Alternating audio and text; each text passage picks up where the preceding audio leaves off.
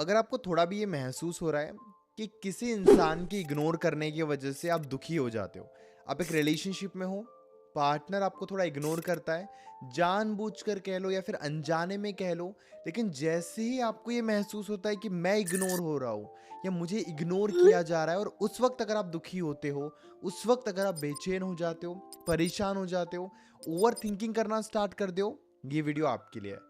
इस वीडियो से आपको काफ़ी कुछ सीखने को मिलेगा, और ना केवल सीखने को मिलेगा, आपको मैं कुछ प्रैक्टिकल बातें बताऊंगा जो समझना, जो अंडरस्टैंड करना, जो एक्सेप्ट करना आपके लिए बहुत ही ज़्यादा इंपॉर्टेंट है। नमस्कार दोस्तों, मैं हूं श्रावण, आप देख रहे हो स्काइल। हर एक बात को समझना है, सुनना है और अपने लाइफ में इंप्लीमेंट करना है, तब जाकर आपको ये फील होगा कि अब आपका माइंडसेट बदल रहा है। पहला पॉइंट ही ये है कि अपने माइंडसेट को चेंज करो। देखिए, कोई आपको इग्नोर कर रहा है इसका मतलब ये नहीं है कि आप में कोई कमी है। ये एक सिंपल सा लॉजिक है जो हम लगाते हैं कि कोई अगर हमें इग्नोर कर रहा है इसका मतलब हमारे अंदर कोई कमी है, हम उस इंसान के लायक नहीं है, हम उतने बेस्ट नहीं है, हम उतने परफेक्ट नहीं है, और हम खुद को ही अनजाने में कम समझना स्टार्ट कर देते हैं। हमारी वैल्यू उस वक्त जीरो हो जाती है। जैसे मान लीजिए कि आप एक लड़की हो और आप मेरे साथ रिलेशनशिप में हो। इस वक्त रात के 12 बज चुके हैं। मान लीजिए कि मैं यहाँ पे शूट कर रहा हूँ, मैं अपने स्टूडियो में हूँ, और इस वक्त आप मुझसे बातचीत करना चाहते हो। सबसे पहली मेरी ये रिस्पॉन्सिबिलिटी है कि मैं आपको बता दूं कि इस वक्त मैं अवेलेबल नहीं हूं, क्योंकि मैं ये काम कर रहा हूं। अब हो सकता है आपकी अटैचमेंट इतनी ज़्यादा है रिलेशनशिप में कि अभी आपको ये समझ में नहीं आ रहा है कि मेरा क्या काम चल रहा है। अभी बस आप बात करना चाहते हो, अभी ये फील हो रहा है कि मुझे इग्नोर किया जा रहा है। यहाँ पे प्रॉब्लम क्या है कि आपका पार्टनर सच में बिजी हो सकता है, या फिर अभी उनकी इच्छा नहीं है बातचीत करने की, या फिर आपके बिहेवियर को देखकर उनकी इच्छा ही नहीं होती है आपसे बातचीत करने की। वो कोई काम करना पसंद कर लेंगे, वो अपने दोस्तों से बातचीत करना पसंद कर लेंगे, लेकिन वो आपके साथ खुश ही नहीं है कि वो आपके साथ आकर टाइम स्पेंड करे, वो आपके साथ बातचीत करे। तो यहाँ पे सिचुएशन क्या हो रही है कि आपके पार्टनर के माइंडसेट की वजह से आप दुखी हो रहे हो।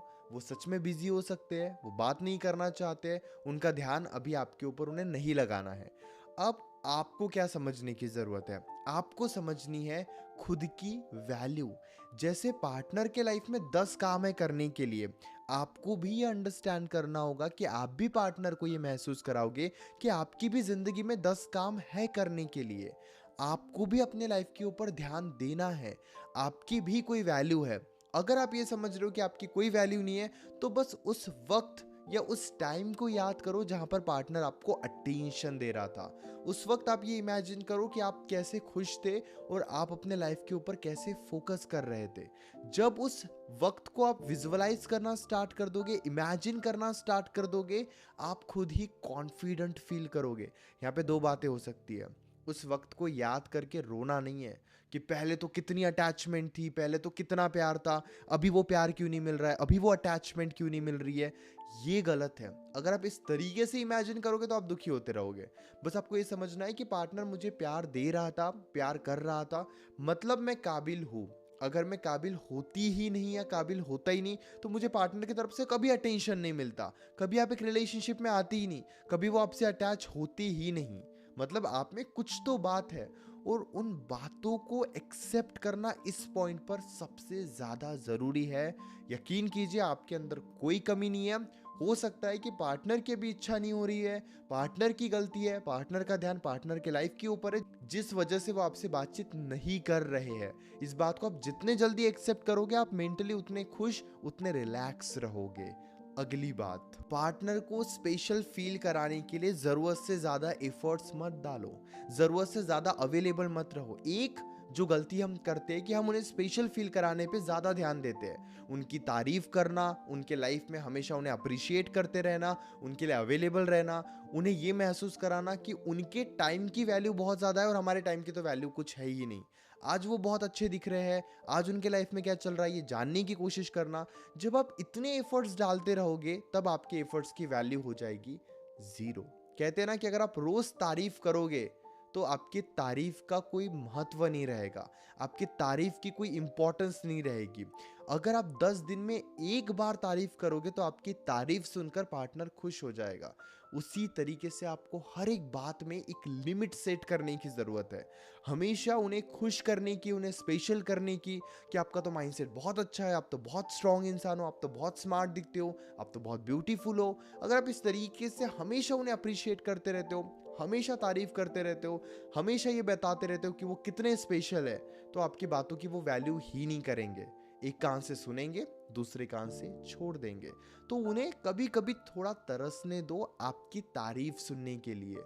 हमेशा स्पेशल फील मत कराओ, रियल फैक्ट है। जितने जल्दी एक्सेप्ट करोगे आपके लिए उतना अच्छा रहेगा। अगली बात, अपने फिजिकल अपीयरेंस पे ध्यान दो। मानो या मत मानो, बट ये एक रियलिटी है कि रिलेशनशिप में लुक्स मैटर करते हैं। आप वीडियो कॉल पे कैसे दिख रहे हो, आप कॉल पर कैसे बात कर रहे हो, जब आप उनसे मिलने जाते हो आपका ड्रेसिंग सेंस क्या होता है, आप कैसे दिखते हो। मैं ये नहीं कह रहा हूँ कि आप बहुत ज़्यादा काले हो तो गोरे होकर उनके सामने जाओ, बहुत ज़्यादा पतले हो तो एक दिन में मोटे हो जाओ, हेल्दी हो जाओ। अगर बहुत ज़्यादा मोटे हो तो एक दिन में स्किनी हो जाओ या फिट हो जाओ, ऐसा बिल्कुल भी नहीं कह रहा हूँ। मैं कह रहा हूँ अपने आप में बेस्ट दिखने की कोशिश करो। अगर आप थोड़ी भी स्किन केयर करोगे, अपने हेयर्स का ख्याल रखोगे, ढंग के कपड़े पहनोगे, पार्टनर को वही सारी बातें अट्रैक्ट करेगी। हम सोचते हैं कि ये सारी बातें मैटर नहीं करती और रिलेशनशिप में लुक्स कहाँ मैटर करते हैं, हम तो प्यार उनसे कर रहे हैं, उन्हें देखकर प्यार नहीं कर रहे। ये माइंडसेट गलत है। आप अगर उनके सामने थोड़ा भी खुद को इम्प्रूव करते रहोगे और अपने आप को हमेशा बेटर बनाने की कोशिश करते रहोगे, आप यकीन कीजिए उनका अटेंशन आपके लिए और ज़्यादा बढ़ेगा। वो हमेशा क्यूरियस रहेंगे आपके बदलाव को देखने के लिए, और ये इम्पॉर्टेंट है। मानो या मत मानो, बट ये एक रियलिटी है। अगली बात, एक बहुत ही मैच्योरिटी के साथ उन्हें ये फील कराओ कि उनके प्रेजेंस और अब्सेंस को आप इजीली हैंडल करते हो। अगर वो अवेलेबल नहीं रहते आपसे बातचीत करने के लिए, आप वहाँ पे ज़्यादा परेशान या ज़्यादा ओवर रिएक्ट नहीं करते हो। अगर वो आपके लिए बातचीत करने के लिए अवेलेबल है तो आप बहुत ज़्यादा खुश भी नहीं होते हो। ये भी समझना ज़रूरी है। अगर आप उन्हें ये दिखा दोगे ना कि बातचीत हो गई तो मैं तो बहुत ही खुश हो गया, आपने मुझे पूरे दिन का 1 घंटा दे दिया तो मेरे तो भाग्य खुल गए। अगर इस तरीके से आप उनके सामने बातें कर रहे हो कि थोड़ी बात में आप इतने खुश दिखा रहे हो जैसे आपके लाइफ में सब कुछ सही चल रहा है, तो ये थोड़ा गलत है, क्योंकि इससे वो इरिटेट होने लगेंगे। कई बार थोड़ा न्यूट्रल रहना सही है। अगर बातचीत नहीं भी होती है ज़्यादा रिएक्ट मत करो, बातचीत होती भी है तब भी बहुत ज़्यादा खुश मत हो जाओ। जब आप एक न्यूट्रल जोन में चलोगे, आपके बीच में एक स्ट्रॉन्ग कॉन्टैक्ट बनेगा। वो कभी भी मैनिपुलेट नहीं करेंगे, कभी भी जानबूझकर आपका अटेंशन पाने के लिए आपको इग्नोर नहीं करेंगे, जानबूझकर खुद को बिजी नहीं दिखाएंगे, क्योंकि उन्हें पता है अगर बात नहीं होगी तो आप अपने लाइफ के ऊपर भी ध्यान दोगे तो वो खुद ही आपसे बातचीत करने की कोशिश करेंगे, वो खुद ही कंफर्टेबल फील करेंगे, उनकी अटैचमेंट खुद ही आपके लिए बढ़ेगी। और ये एक रियल फैक्ट है। जितने जल्दी आप इस बात को एक्सेप्ट करोगे आपके लिए उतना ज़रूरी रहेगा।